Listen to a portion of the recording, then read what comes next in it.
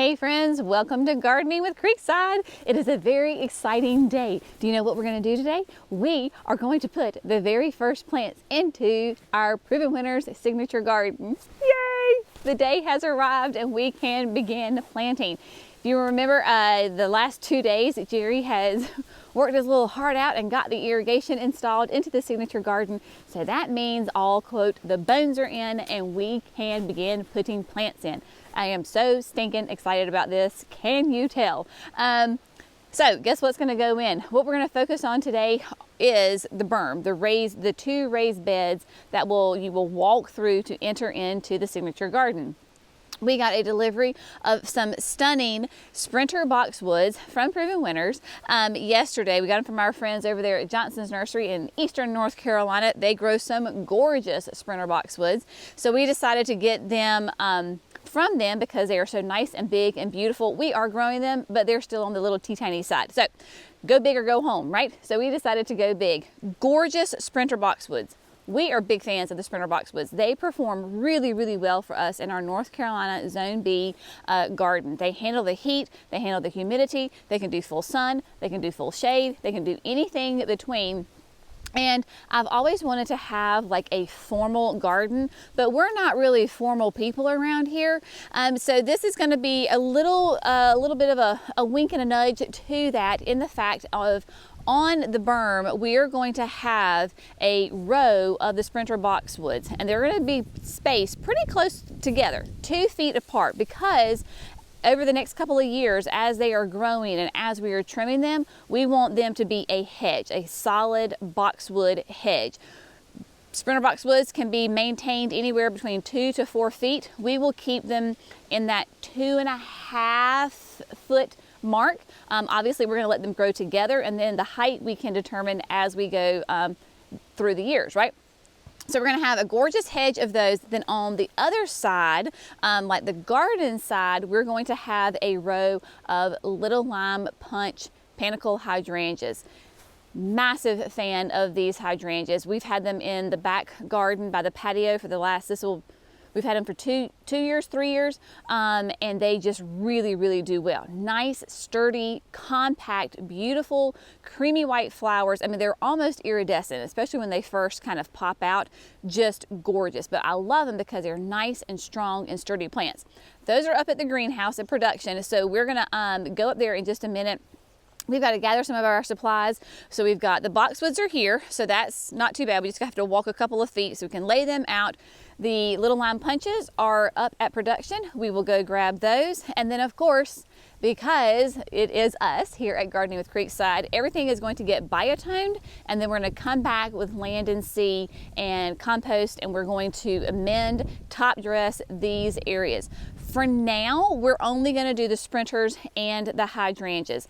We are later on in the season probably going to add some violas and pansies to the sides of the berms. We'll talk about that in a little bit as far as like where the annual plantings will go, but we're not ready for that. We're going to get the sprinters in, the hydrangeas in, everybody's going to get biotoned, everybody's going to get a top dress of Land and Sea. We will do the irrigation in because this will be on drip tubing. So once the plants are in the ground, we'll show you how we lay that brown drip tube on there and then top dress the whole bed. So when we are done today, the berms will be planted and look great and be finished for this season. So without further ado, let us go grab all of our supplies, and you can come with us. We'll get everything settled, and then we can start putting plants out and get them in the ground.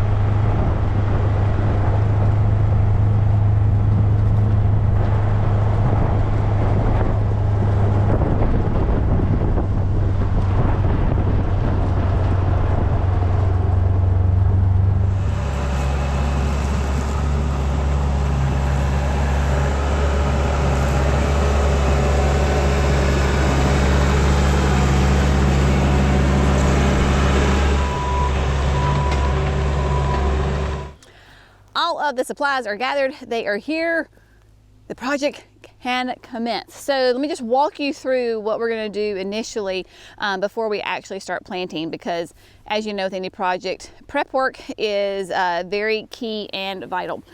We do have everything all staged right here for us. Hydrangeas, boxwoods of course, land and sea, biotone is there. And then you'll see that Jerry's got this massive roll of twine that does not stretch, correct? No. Right, so this is why we like it. We use it in the landscape purposes because it does not stretch. And so he has tied it to this rebar stake here, and then he is going to walk it down and then tie it to the other rebar stake that is the other corner. So we have 4 rebar stakes, hit a snack.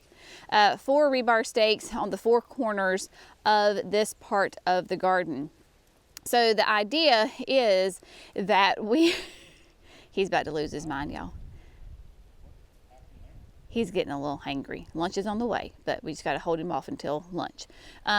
So he's going to go ahead and tie it to this other corner, and then we will have a very nice straight line that goes down, nice tight line, goes all the way down the length of the garden. From this point, so you can see, nice straight line right here. So from this point, right, then what we're going to do is we are going to measure back X amount of feet to where we've already placed 2 boxwoods, and we like them where they are right here. So I'm just going to say, let's say that's 7 feet. So every boxwood is going to be 7 feet off of this line. That way they are in a nice straight line all the way down. So whatever that measurement is, we'll figure out. We'll just measure it up, figure it out, and then everybody will be in a nice straight line together, and they will be spaced 2 feet apart. To make things, let's see, here he goes. You want to just do the back of the pot? That would be easier. So from the back of the pot, 9 feet? 9 feet 3 inches. No, 93 inches. 93 inches. 7 foot. Oh, I was right, 7 feet. Look at that. 7 feet and about 9 inches. Okay, so we'll say 93 inches. 93 inches. Makes it easy. Haha, my eyes were pretty good. All right, so 93 inches, that will be our measurement. And then we're gonna make a little jig. Jerry had already started it. So he is cutting this PVC pipe at exactly 2 feet. So we will use that piece of PVC pipe, and it will be from center of pot to center of pot, and then down we go from there. So we'll do the boxwoods first, and then we will come back with the little lime punches. They are over here on the wagon. We have a total of 14 of them, so 7 will go into each of the beds. But man, these are beautiful. They are great. Are they in full bloom? No. Do I want them to be in full bloom? No, I don't. Because tonight is going to be like 25 degrees. So these more than likely are all going to get fried, and that is okay. Do not fret, right? So if you're planting shrubs and you go into a freezing night, it's okay. As long as they're well watered, they will be perfectly fine. They are actually more insulated in the ground than they are in this container, right? So there you go. Little lime punch is just, like I said, a great one that we love and adore. I also do have them in the berm. If I can grab a picture of some of the blooms, they are beautiful red. So I'll show you that. So what we're going to do is just set the cameras up, and we are going to get all the prep work done and lay out the boxwoods first, I think probably, and then we'll meet you back here. So just stay tuned. It's all an adventure around here.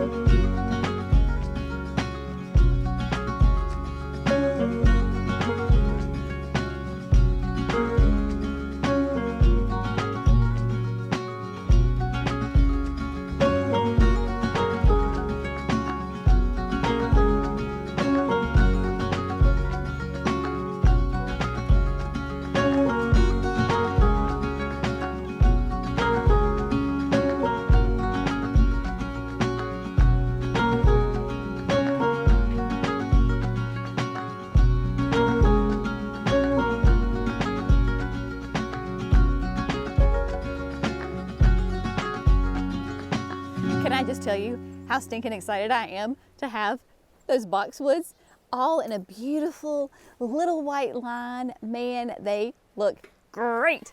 We were very precise with how we place them. Now you might see a little bit of, you know, little swervy there.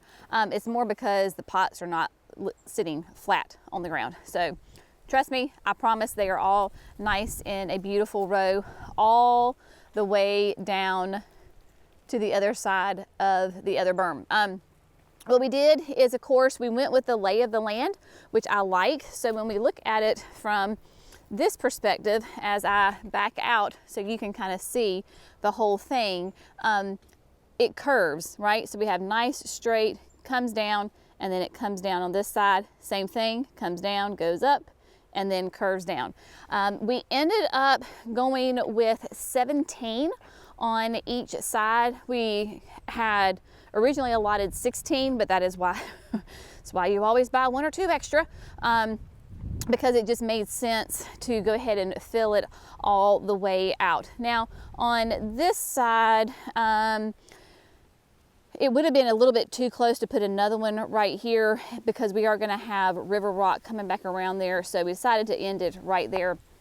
And then of course the hydrangeas are going to go in the front. But man, y'all, doesn't that look great? I mean, it doesn't take much for us to get us gardeners excited, and a beautiful line of boxwoods all in a nice pretty straight line sure do make this girl happy, especially because we have been planning and dreaming this space for so long, and it is starting to come to fruition, and getting plants in the ground makes my heart very, very happy. Now, what are we going to do right now? So right now what we're going to do is go ahead and get the boxwoods in the ground, and then we will move on and put the hydrangeas in.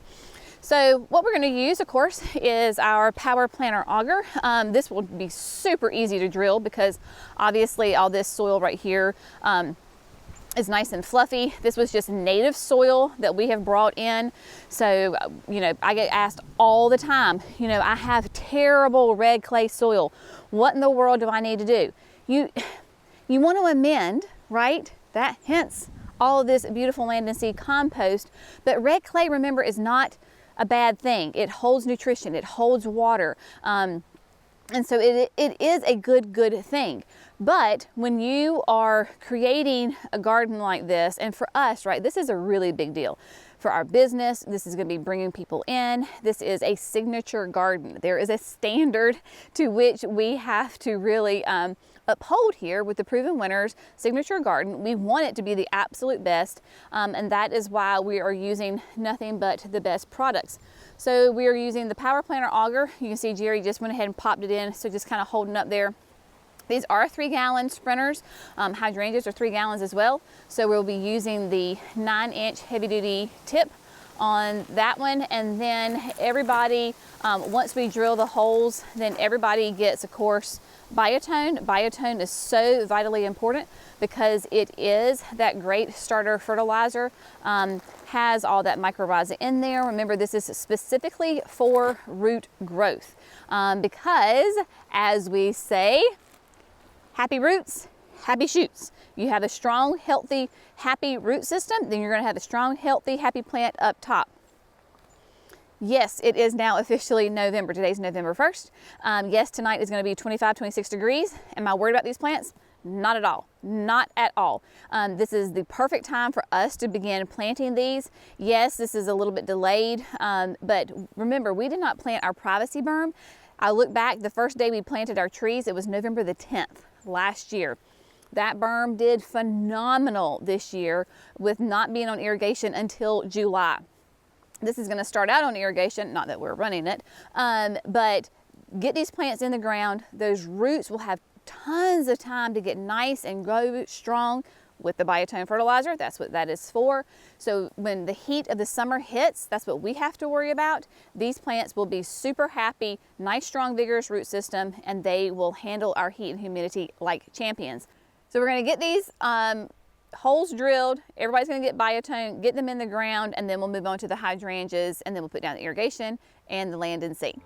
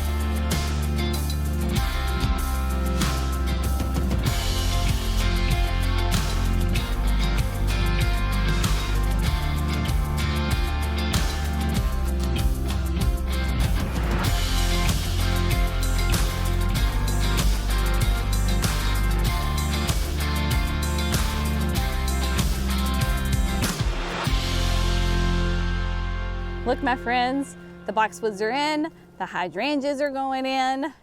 It is just a glorious, glorious sight. So what we have determined, you probably saw us do this, is, so remember I talked about this is native soil. Jerry went and got it from another piece of the property and built up this berm right here. There's a lot of rock in there. And when I say there's rock, there is rock that is anywhere from being the size of an orange all the way up to this massive thing right here.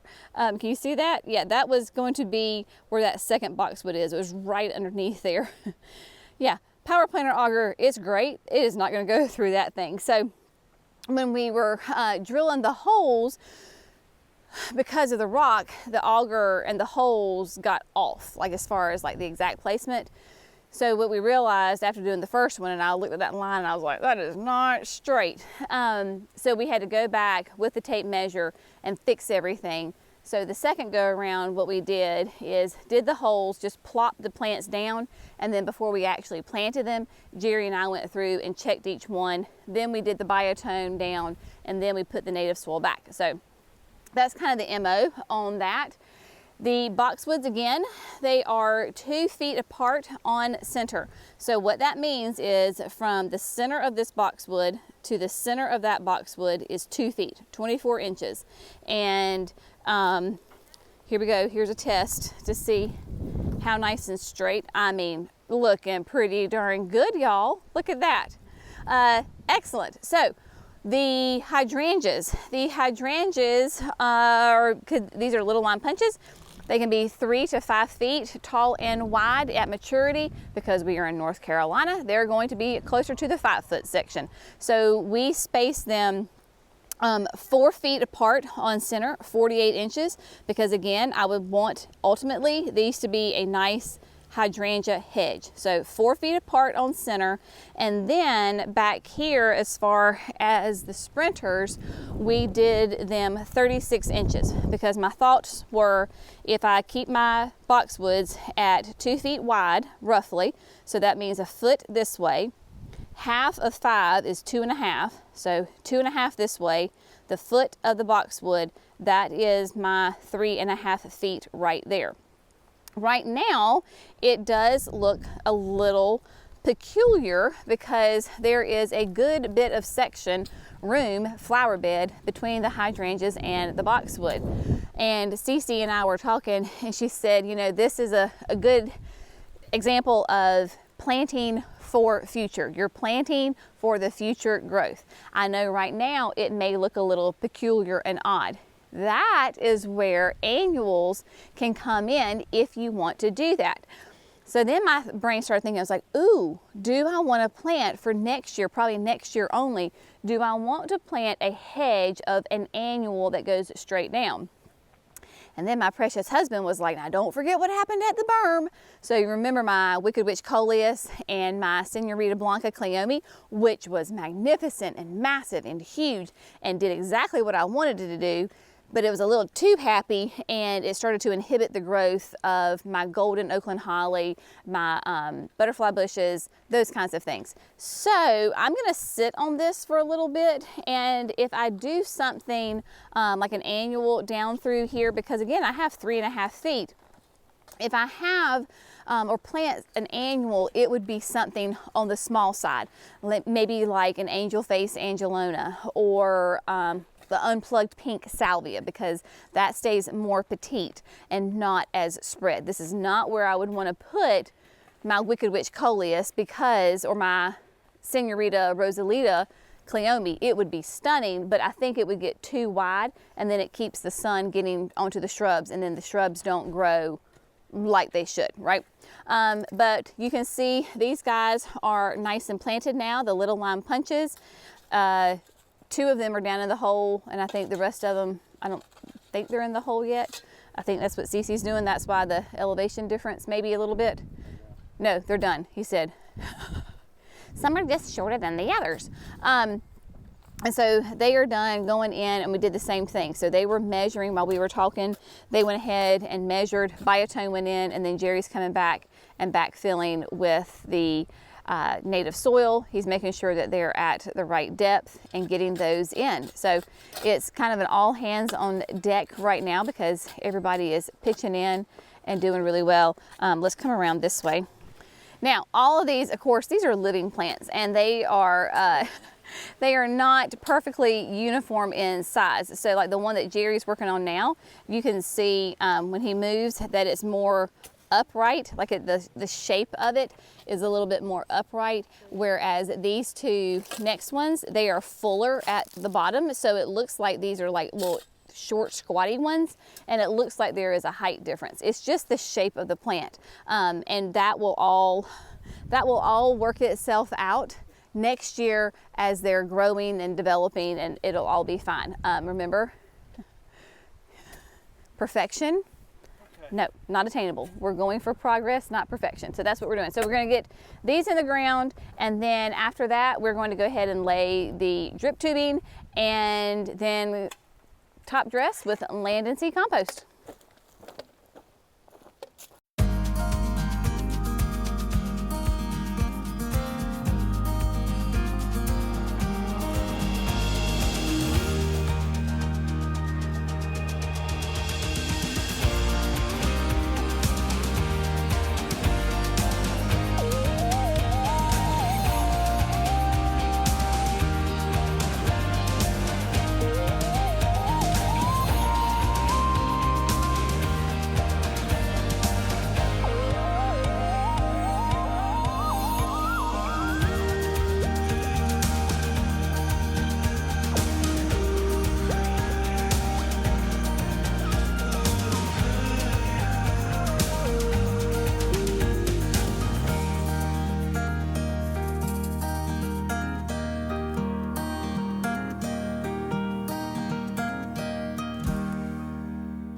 Jerry and Alyssa got the irrigation all hooked up and run, and now we're starting to lay out some land and sea. Alyssa's coming back and stapling down any irrigation that's popped up.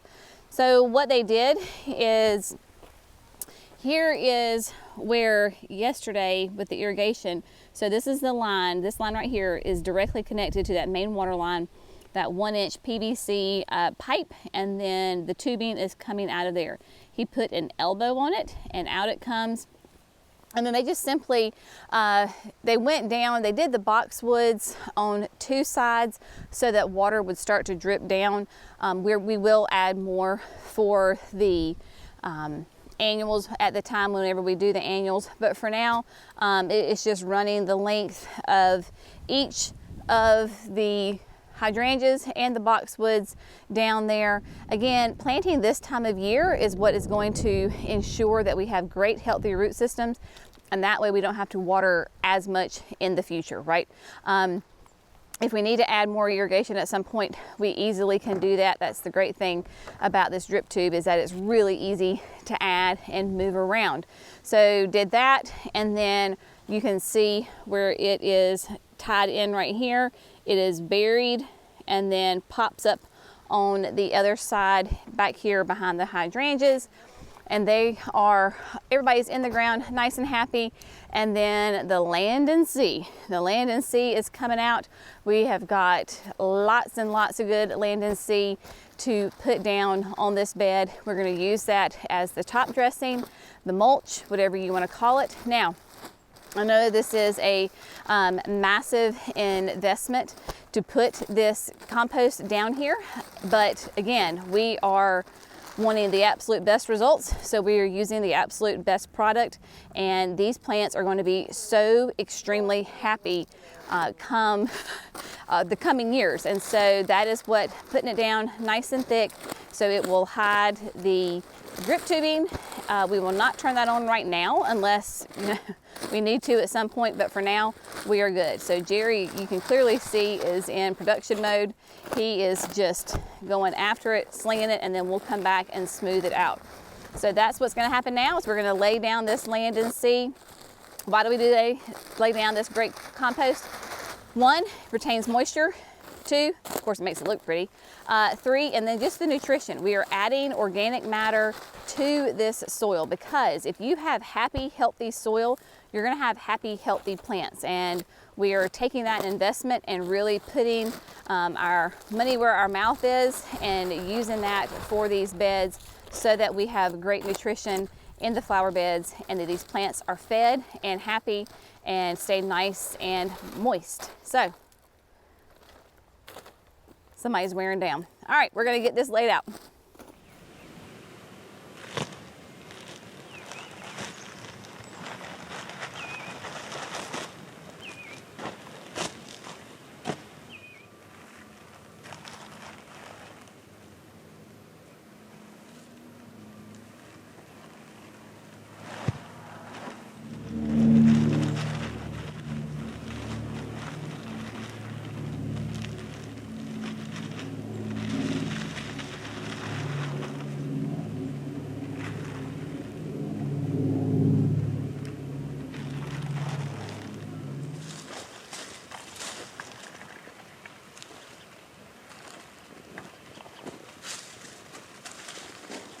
All right, my friends, can you see it behind? Complete. Yes, so the sprinters are in, the hydrangeas are in, the irrigation is in, everybody has biotone, and it has been top dressed with land and sea. So it is looking mighty, mighty fine right here. And yes, I am standing on top of the wagon because I wanted to give you a beautiful bird's eye view of this area. So could not be happier with how it all looks. We went ahead and it was a lot of land and sea. You can see that we only have 4 bags left out of that pallet. I think there's roughly like 75 bags on a pallet, and we used them all. Okay, let me hop down and then I'll show you up close. So yes, we went ahead and got this whole space filled, topped off with the land and sea. It just makes it great, right? Again, amends the soil, aids in retaining water, feeds the plants, especially going into winter. It just gives them lots of great nutrition throughout the season, gets those roots nice and developed. And then we did go ahead and of course bring it down here on this side as well. Now remember, because everybody was kind of, even Cece and Alyssa were asking, the ditch. So this is the drainage ditch. What we're gonna do is we're gonna take washed stone, so gravel, right? So this is what we call washed stone. It's just nice, pure gravel. There's no fines in it or anything like that. We're gonna fill the ditch completely so that it is even with that washed stone. And then basically where the land and sea stops, so from there all the way up to this gravel over here, we will put decorative like river rock. So it'll be really pretty and will look like a dry creek bed, but any water that's coming off of the berm, any water that's coming off from the shrub lot, rain, remember we've got springs that pop up back here, so all of that will drain here. And then we do have to lower this culvert pipe, so we have to do that first before we can really fill this in. So that's why the ditch is here, and that's why we didn't bring the land and sea right up to the edge of that. Now you will notice that we only got one of the beds done as far as the land and sea. This one is, she's still naked, and so we will come back to first thing tomorrow morning and do this one. It just got to be late in the day. People had to go home. The sun is setting. I don't know if you can tell. And tonight is the night that is going to be 25 degrees. And so it's getting a little chilly out here.